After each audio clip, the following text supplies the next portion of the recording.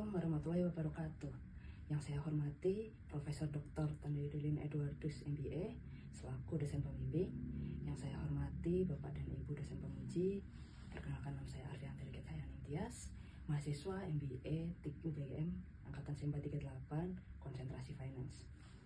Pada kesempatan kali ini, izinkan saya memaparkan hasil penelitian saya yang berjudul Pengaruh Penerapan Good Corporate Governance terhadap Kinerja Perusahaan di Negara ASEAN 5.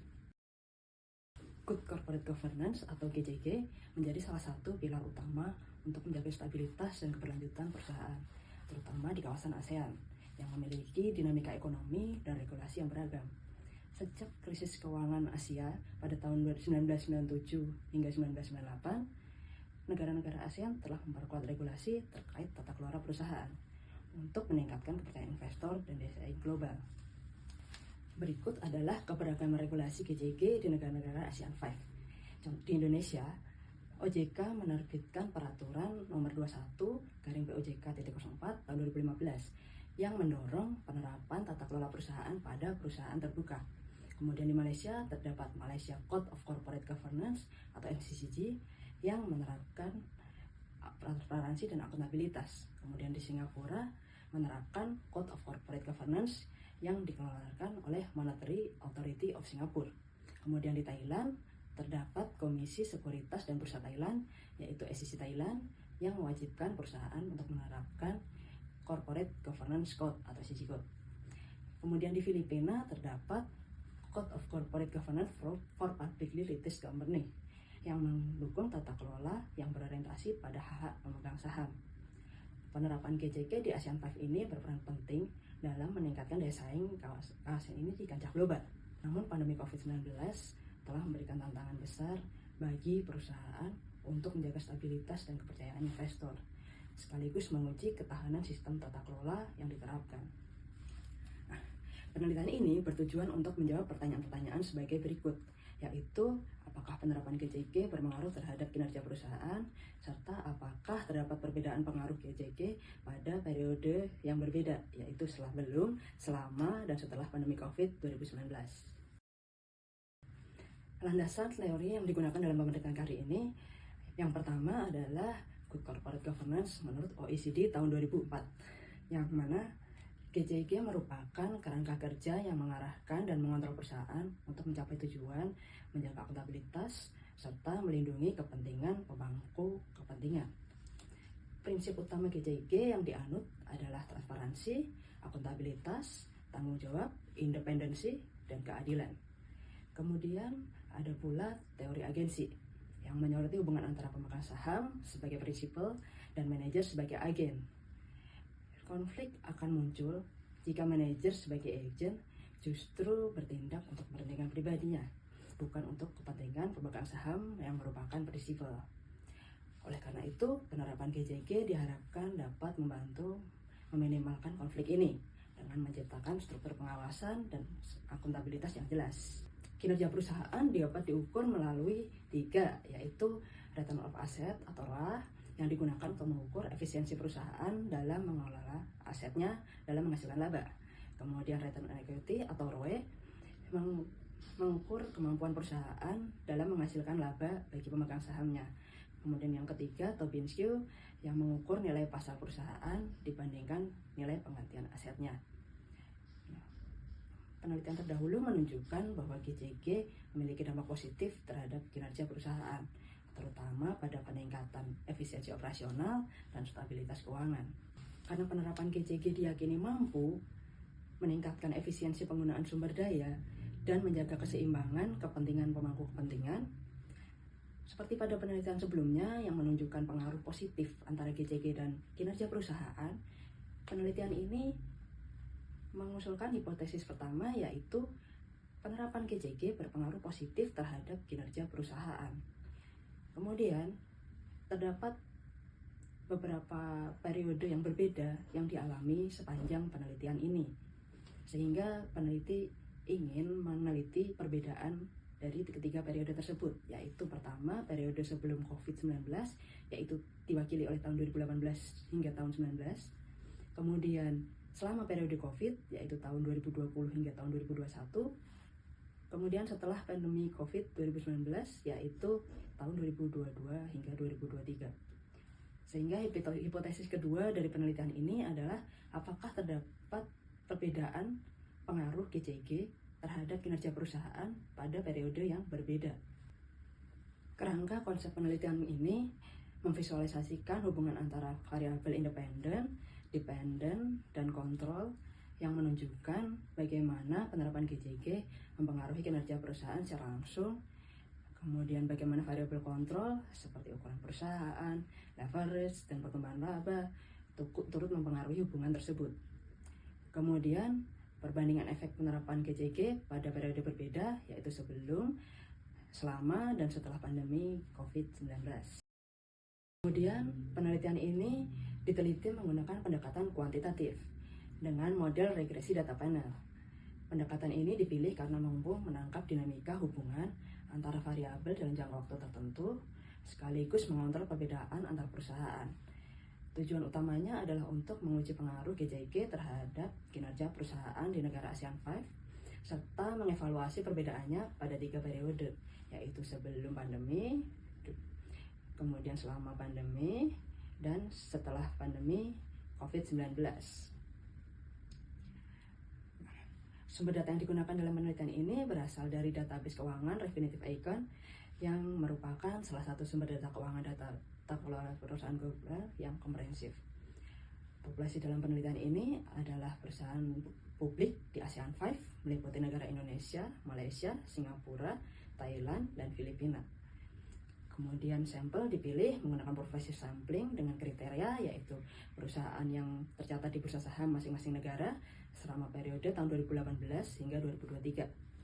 Kemudian memiliki laporan keuangan tahunan yang lengkap, serta mengungkapkan governance pillar score secara berturut-turut selama periode 2018 hingga 2023. Dari hasil seleksi diperoleh sampel akhir sebanyak 200 perusahaan yang mencakup representasi dari berbagai sektor industri di ASEAN 5. Variabel penelitian ini terdiri dari variabel dependen, independen, dan kontrol, di mana dependen diproyeksikan dengan 3, yaitu ROA yang diukur dengan membagi laba bersih dan jumlah aset. Kemudian ROE yang membagi laba bersih dengan jumlah ekuitas pemegang saham. Kemudian Tobin Skew yang dinilai dengan membagi kapitalisasi pasar dengan jumlah liabilitas terhadap jumlah aset, yang merupakan indikator nilai pasar perusahaan. Kemudian variabel independen yaitu penerapan GCG diproyeksikan dengan governance pillar score. Kemudian 3 variabel kontrol yaitu ukuran perusahaan yang diukur menggunakan log natural dari total aset yang menunjukkan skala perusahaan berdasarkan jumlah asetnya. Kemudian leverage yang diukur dengan rasio jumlah liabilitas dibagi jumlah aset yang mencerminkan risiko keuangan. Kemudian pertumbuhan laba atau earnings growth diukur dengan pertumbuhan laba periode saat ini dibandingkan dengan periode sebelumnya yang menunjukkan dinamika perubahan pertumbuhan laba perusahaan. Dalam penelitian ini, teknis analisis data yang dilakukan melalui tahapan berikut ini: analisis statistik deskriptif yang mendeskripsikan karakteristik data melalui nilai rata-rata, standar deviasi, nilai maksimum, dan nilai minimum untuk memberikan gambaran awal tentang distribusi dan variabilitas data. Kemudian regresi data panel digunakan untuk menggabungkan data cross section dan time series yang dilakukan dengan melakukan uji pemilihan model terlebih dahulu, yaitu dengan uji Chow yang membandingkan common effect model dengan fixed effect model, kemudian uji Hausman yang membandingkan fixed effect model dengan random effect model, kemudian uji Lagrange multiplier yang menentukan apakah random effect model lebih baik dibandingkan common effect model. Nah, kemudian dilakukan uji asumsi klasik sebelum menginterpretasikan hasil regresi tersebut, yaitu dengan uji multikolonialitas yang memastikan bahwa tidak ada hubungan linear tinggi antar variabel independen. Kemudian uji heteroskedastisitas yang memastikan bahwa variasi residualnya konsisten.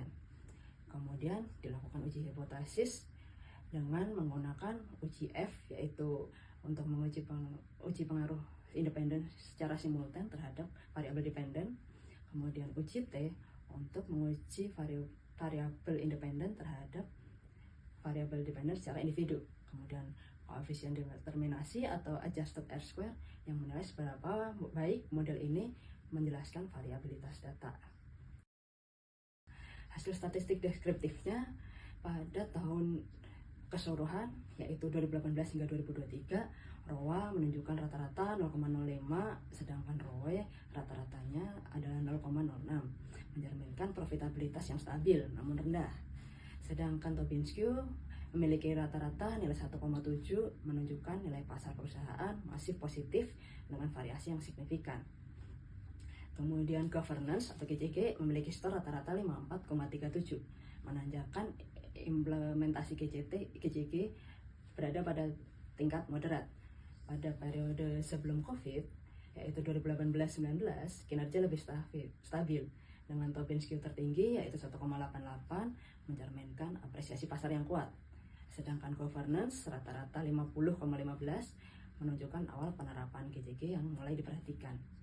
Periode selama COVID-19 yaitu tahun 2020 hingga 2021 menunjukkan penurunan kinerja yang signifikan, yaitu ROA menurun menjadi 0,04, kemudian ROE menjadi minus 0,14, dan Tobin-Skew hingga 1,67. Sedangkan governance meningkat menjadi 54,52, mencerminkan penguatan tata kelola untuk menghadapi krisis. Pandemi COVID-19 setelah itu tahun 2022-2023 menunjukkan pemulihan kinerja dengan ROA 0,05, sedangkan ROE 0,19, serta Tobin-Skew 1,55. Governance terus meningkat hingga menjadi 58,44, mencerminkan kesadaran lebih tinggi terhadap GCG pasca pandemi. Hipotesis yang pertama yaitu apakah adanya penerapan GCG berpengaruh positif terhadap kinerja perusahaan pada keseluruhan periode yaitu tahun 2018 hingga 2023. Hal ini dibuktikan dengan hasil penelitian ini yang menunjukkan bahwa Tobin-Skew, ROA, dan ROE berpengaruh signifikan positif terhadap kinerja perusahaan, sehingga hipotesis ini terbukti dan diterima, yaitu pengaruh penerapan GCG berpengaruh positif terhadap kinerja perusahaan. Kemudian hipotesis kedua yaitu perbedaan pengaruh GCG terhadap kinerja perusahaan sebelum, selama, dan setelah pandemi COVID 2019, yaitu pada sebelum COVID-19, GCG lebih berpengaruh signifikan terhadap Tobin-Skew dan ROE, yang menunjukkan bahwa perusahaan dengan tata kelola perusahaan yang baik, yang lebih efisien dan kompetitif di pasar. Kemudian pada masa selama pandemi COVID-19, GCG menjadi faktor utama dalam menjaga stabilitas pasar dan kepercayaan investor, yang ditunjukkan dengan pengaruhnya yang signifikan terhadap Tobin-Skew, sedangkan pada ROA dan ROE tidak terlalu signifikan. Nah, kemudian setelah COVID-19 yaitu masa pemulihan ekonomi, GCG mulai berdampak pada efisiensi aset yaitu ROA dan profitabilitas dan Tobin-Skew yaitu yang mewakili nilai pasar.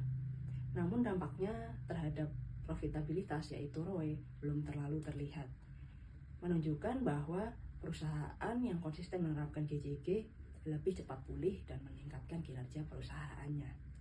Hasil ini sejalan dengan teori agensi dan penelitian-penelitian sebelumnya, di mana GCG membantu perusahaan beradaptasi dengan tantangan eksternal, seperti krisis ekonomi global melalui pengelolaan yang lebih transparan dan akuntabel. Kesimpulan dari penelitian ini, secara keseluruhan GCG memiliki pengaruh positif terhadap kinerja perusahaan, terutama pada Tobin-Skew yang mencerminkan nilai pasar perusahaan.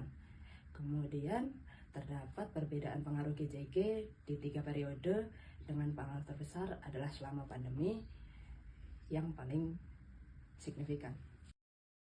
Kesimpulan dari penelitian ini, secara keseluruhan GCG memiliki pengaruh positif terhadap kinerja perusahaan, terutama pada Tobin-Skew yang mencerminkan nilai pasar perusahaan yang konsisten signifikan pada seluruh periode. Kemudian terhadap perbedaan GCG di 3 periode, yang paling beda adalah pada selama pandemi COVID-19. Implikasi penelitian ini bagi perusahaan adalah perusahaan perlu memperkuat penerapan GCG untuk meningkatkan efisiensi dan daya saingnya.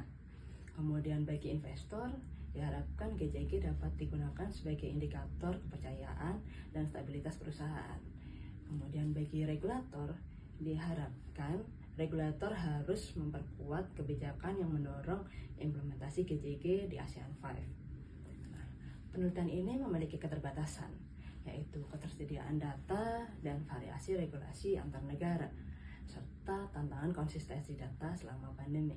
Nah, demikian presentasi penelitian saya. Terima kasih atas perhatian Bapak dan Ibu penguji. Waalaikumsalam warahmatullahi wabarakatuh.